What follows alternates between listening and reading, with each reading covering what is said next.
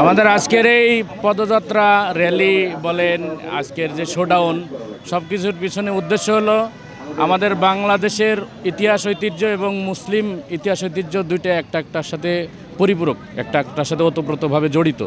কিন্তু আমাদের দেশের কিছু নাস্তিক মুরতাদরা এবং ইতিহাস বিকৃতকারীরা এই নববর্ষ আসলে কিছু বিকৃত সংস্কৃতি পালন করে, যেখানে দেখা যায় সেই সংস্কৃতিতে ইসলামের সাথে সাংঘর্ষিক কিছু তারা উপস্থাপন করে।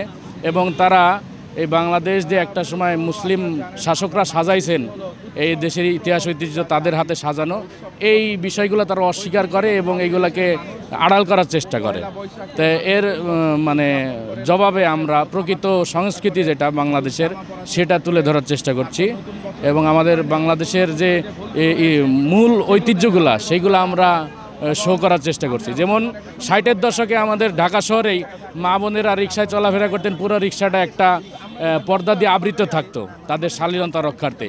সেই বিষয়গুলো এখন মানে প্রচার হয় না এবং সেগুলো লুকানোর চেষ্টা করা হয়। আমরা সেইভাবে একটা রিক্সা সাজাইছি এবং বাঙালির যে ঐতিহ্য লাঙল, তারপরে কৃষকের মাথার মাথাল, এগুলো নিয়ে সাজায় গুছায় বাঙালি ঐতিহ্য এবং মুসলিম সংস্কৃতি একসঙ্গে আমরা একত্রিত করে মানুষের কাছে প্রচার করার উদ্দেশ্যে আজকের এই আয়োজন করেছি। মানে এমন ঘটা করে উদযাপন করিনি অতীতে, এবার সুযোগ হয়নি আমাদের। এবছর আমরা মনে করছি বাংলাদেশে আমরা স্বাধীনভাবে বসবাস করছি, যে জন্য আমরা আমাদের মানে মূল সংস্কৃতিকে সমাজে এবং জাতির সামনে উপস্থাপন করার চেষ্টা করছি। আমাদের মূল সংস্কৃতি ইসলামিক সংস্কৃতির পাশাপাশি আমাদের বাঙালি সংস্কৃতি, এই দুইটার কম্বিনেশনে আজকের আমাদের এই আয়োজন।